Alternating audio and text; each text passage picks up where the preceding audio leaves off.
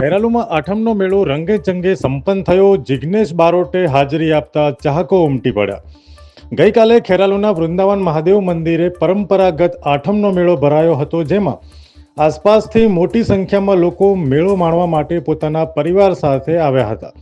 સવારથી જ મેળાની રંગત જામી હતી અને સાંજના સમયે ગુજરાતના જાણીતા સુપરસ્ટાર કલાકાર જિગ્નેશ બારોટે પોતાના પરિવાર સાથે મેળામાં હાજરી આપતા ચાહકોમાં પડાપડી જોવા મળી હતી. જિગ્નેશ બારોટે મહાદેવના મંદિરમાં દર્શન કરી પૂજા અર્ચના કરી હતી અને ચાહકો સાથે મુલાકાત કરી ફોટા પણ પડાવ્યા હતા. જિગ્નેશ બારોટને જોવા માટે ચાહકો રીતસર પડાપડી કરતા જોવા મળ્યા હતા. સાથે જ જિગ્નેશ બારોટે મીડિયા સમક્ષ પોતાની વાત પણ રજૂ કરી હતી. અહેવાલ રોનિત બારોટ સાથે જીગર મેવાડા, ખેરાલુ. જિગ્નેશભાઈ, શું કહેશો? આજે દર્શન કરવા માટે આવ્યા છો? આજે આમ બધાને ખબર છે, મારું વતન મહેસાણા જિલ્લાનું ખેરાલુ તાલુકો અને ખેરાલુ ગામ છે મારું ગામ.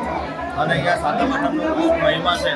અને સાતમ આઠમના મેળાના અંદર હું દર વર્ષે નાનો હતો ત્યારે આવતો હતો, પણ ઘણા વર્ષો પછી આજે આવવાનું થયું છે. અમારે આઠમના મેળા, વંદરાવનના મેળામાં, કાલે સાતમના મેળા, મધુરપુરના મેળામાં પણ હું સામે દર્શન કરવા જતો.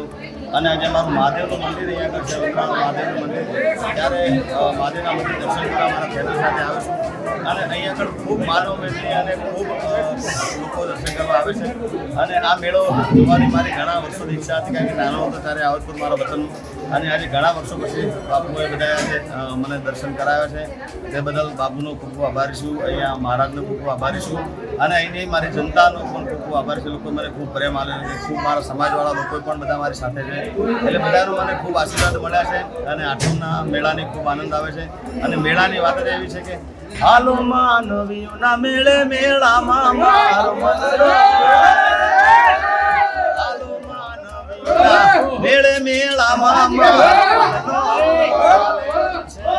આજે આઠમના મેળામાં આવવાનું છે.